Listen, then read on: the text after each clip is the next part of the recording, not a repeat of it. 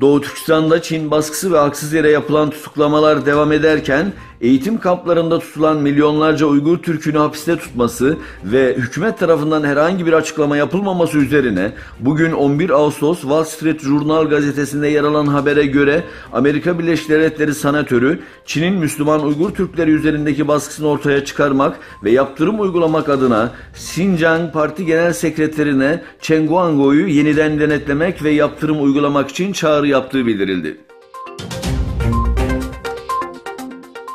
Kazakistan hükümetinin çabalarıyla eğitim ve terbiye kampları adı altında hapishanelerde tutulan Kazak Türkleri kurtarılıyor. Kazakistan Dışişleri Bakanı Kayrat Abdurahmanov'un Doğu Türkistan'daki 625 Kazak Türk'ünün zindanlardan kurtarıldığını ve yurda döneceğini ve bu meseleyle hükümet olarak yakından ilgilendiklerini söylediği belirtildi. Birleşmiş Milletler Irk Ayrımcılığının Ortadan Kaldırılması Komitesi, Çin'de etnik Uygur kökenli 1 milyona yakın kişinin kitlesel olarak gizli bir şekilde toplama kamplarını andıran yerlerde tutulduğuna dair güvenilir birçok rapor geldiğini bildirdi.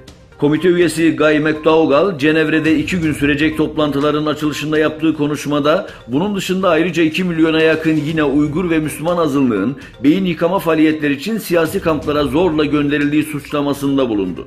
Söz konusu suçlamaya ilişkin Birleşmiş Milletler'deki Çin heyetinden şu ana kadar bir yanıt gelmedi.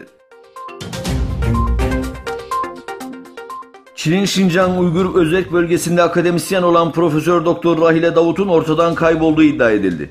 New York Times'ın haberine göre Davut geçen Aralık ayında bir akrabasına Şincan Uygur Özerk Bölgesi'nin başkenti Urumçi'den Pekin'e seyahat etmeyi planladığını söyledi.